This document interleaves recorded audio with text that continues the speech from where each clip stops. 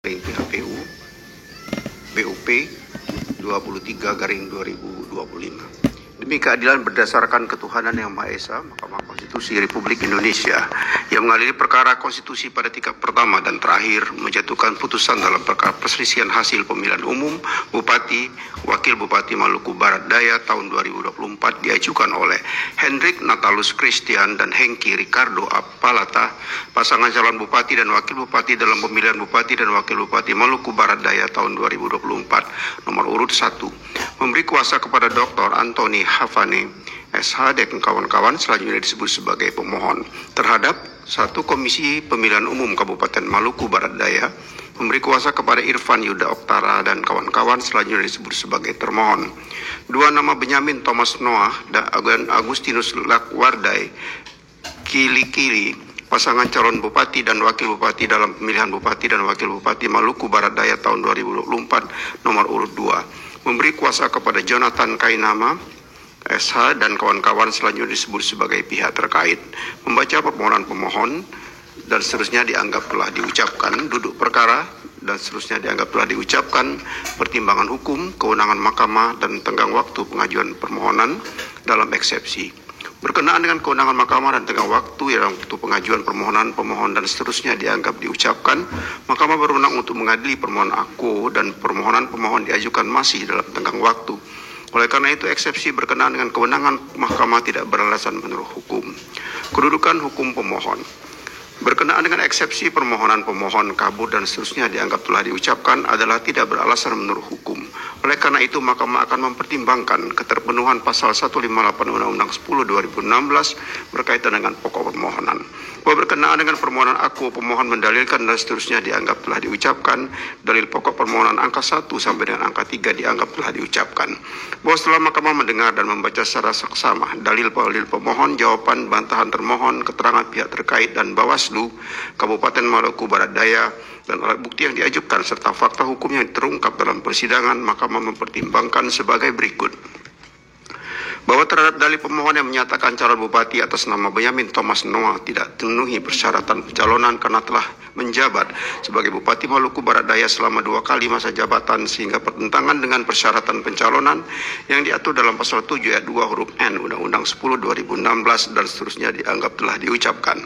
Berdasarkan surat Gubernur Maluku nomor 097 dan seterusnya bertanggal 18 Januari 2018 perihal cuti di luar tanggungan negara, Benyamin Thomas Noah menjalankan tugas menggantikan Barnabas Omo yang sedang menjalani cuti di luar tanggungan negara untuk keperluan kampanye adalah dari tanggal 15 Februari 2018 sampai dengan 23 Juni 2018 atau selama 4 bulan 9 hari.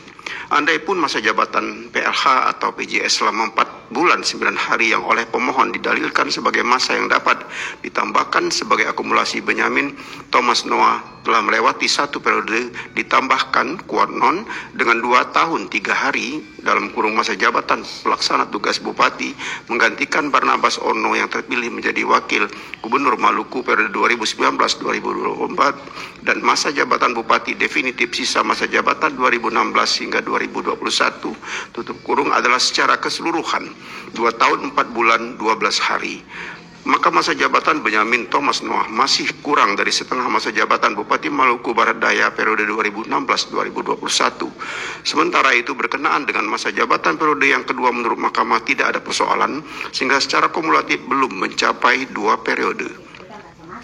Bahwa terhadap dalil pemohon yang menyatakan calon bupati atas nama Benyamin Thomas Noah menggunakan kewenangan yang menguntungkan dirinya dengan melakukan penggantian pejabat atau mutasi jabatan 6 bulan sebelum tanggal penetapan pasangan calon dan seterusnya dianggap diucapkan, menurut mahkamah larangan penggantian pejabat sebagaimana diatur dalam pasal 71 ayat 2 Undang-Undang 10/2016 tidak dapat diberlakukan bagi penggantian atau mutasi ASN AKO karena dilakukan lebih dari 6 bulan sebelum tanggal penetapan pasangan calon.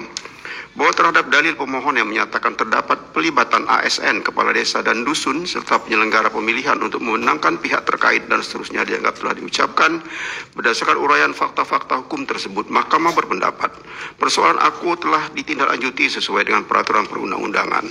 Adapun terkait dengan dugaan pelanggaran yang didalilkan pemohon, selain yang telah terdapat penerusan rekomendasi Bawaslu Maluku Barat Daya ke BKN Regional 4 Makassar, tidak ditemukan rekomendasi dari Bawaslu Maluku Barat Daya.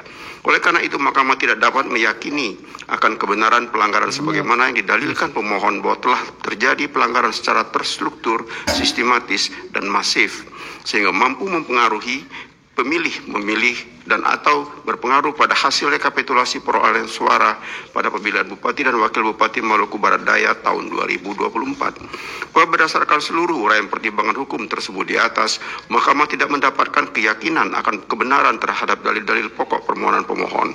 Oleh karena itu, terhadap permohonan aku tidak terdapat alasan untuk menunda keberlakuan ketentuan pasal 158 Undang-Undang 10 2016 yang berkaitan dengan kedudukan hukum pemohon dan seterusnya dianggap diucapkan. Mahkamah telah meyakini bahwa terhadap tahapan-tahapan pemilihan kepala daerah Kabupaten Maluku Barat Daya tahun 2024 telah dilaksanakan sesuai dengan tahapan dan ketentuan serta terkait dengan permasalahan yang ada telah diselesaikan sesuai dengan peraturan perundang-undangan.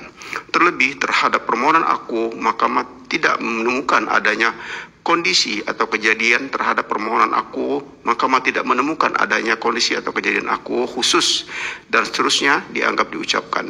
Perbedaan perolehan suara sebanyak antara pihak terkait dan pemohon adalah 9.998 suara atau 20,96% atau lebih dari 954 suara. Menimbang bahwa berdasarkan pertimbangan hukum di atas, pemohon tidak memiliki kedudukan hukum untuk mengajukan permohonan aku. Dengan demikian, eksepsi termohon dan eksepsi pihak terkait bahwa pemohon tidak memiliki kedudukan hukum adalah beralasan menurut hukum dan seterusnya dianggap diucapkan. Konklusi, berdasarkan penilaian atas fakta-fakta dan hukum sebagaimana diuraikan di atas, Mahkamah berkesimpulan dan seterusnya dianggap telah diucapkan berdasarkan Undang-Undang Dasar Negara Republik Indonesia tahun 1945 dan seterusnya dianggap telah diucapkan. Amar putusan mengadili dalam eksepsi 1 mengabulkan eksepsi termohon dan eksepsi pihak terkait berkenaan dengan kedudukan hukum pemohon. 2 menolak eksepsi termohon dan eksepsi pihak terkait untuk selain dan selebihnya. Dalam pokok permohonan menyatakan permohonan pemohon tidak dapat diterima.